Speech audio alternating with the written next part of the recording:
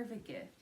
Something that I think is very hard to find for anybody, and is something that is very hard to achieve. Well, for me, I've always preferred handmade gifts over store-bought. So I feel like handmade gifts are way more personal and cared for than just going to a store and buying a $20 gift. I mean, that's perfect for a person.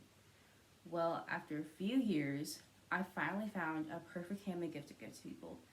And this gift is a DIY that you transfer a photo onto a piece of wood.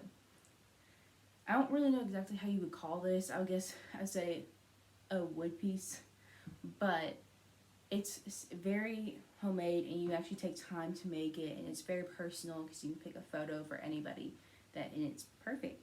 So I'm going to show you today how to make that gift, and hopefully you'll be able to use it from now on because it is a perfect gift for anybody and it takes really little time and is very personal.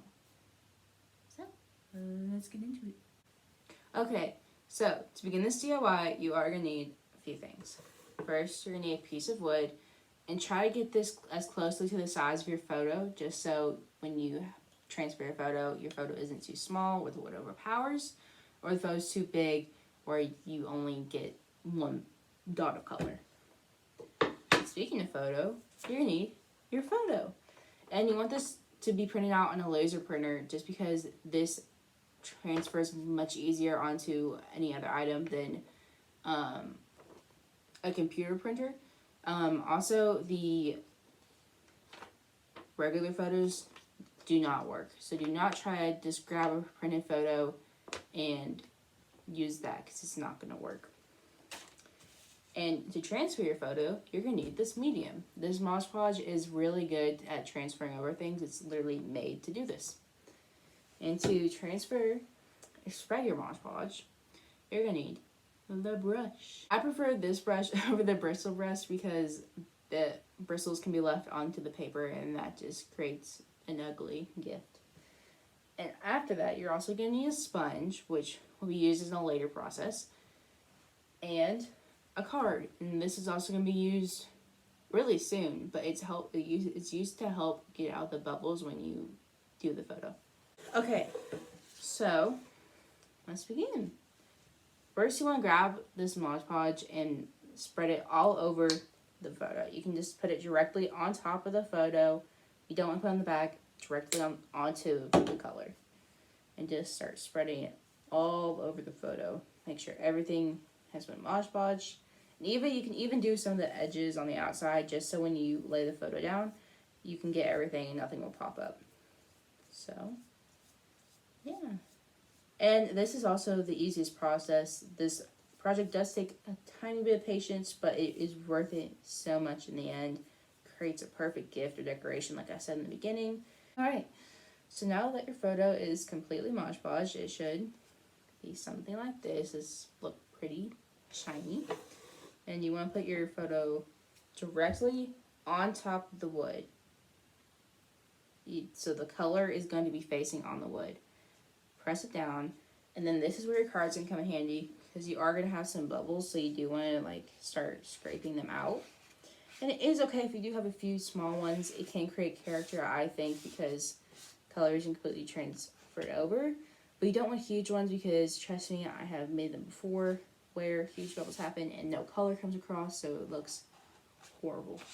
So you do want to make sure almost everything is put together and there's no big bubbles.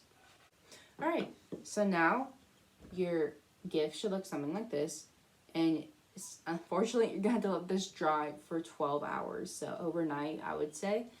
And this is just because this needs the full process to dry, so when you remove it, the color will stay on and it's not wet. So yeah, I'll see you after 12 hours. Alright, so now your photo has had time to completely dry, so now you want to grab your wet towel or sponge, either one, and then start gently applying pressure to the photo.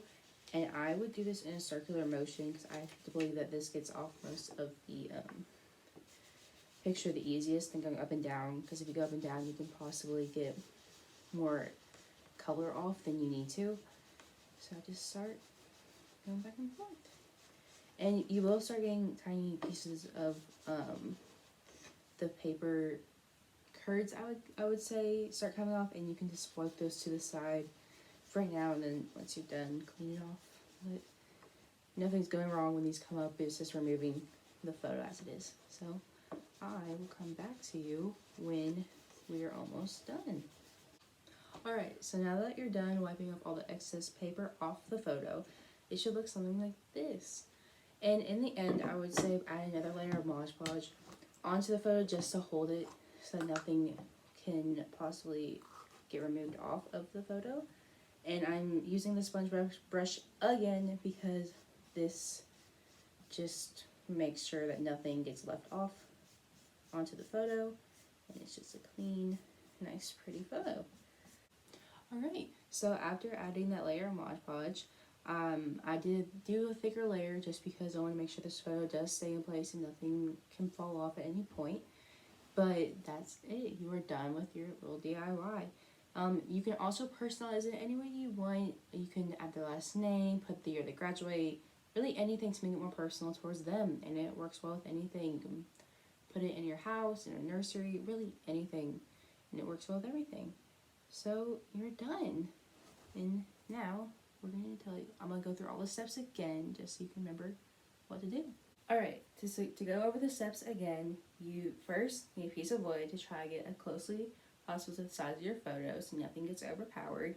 Your photo printed out on a laser printer, and make sure it's a laser printer just because the photo color seeps through a lot better, not a regular photo. You're going to need a medium, the Mod Podge that is made for transfers. You're going to need a foam brush to spread the Mod Podge, a flat surface like a card or anything to get out the bubbles when you lay the photo down, and you're going to need patience, so about 12 hours patience. Also, you're going to need a wet rag or a wet sponge to remove the excess layer. Then, once you're done with the excess, add another layer of Mod Podge and customize it any way you want, and you're done.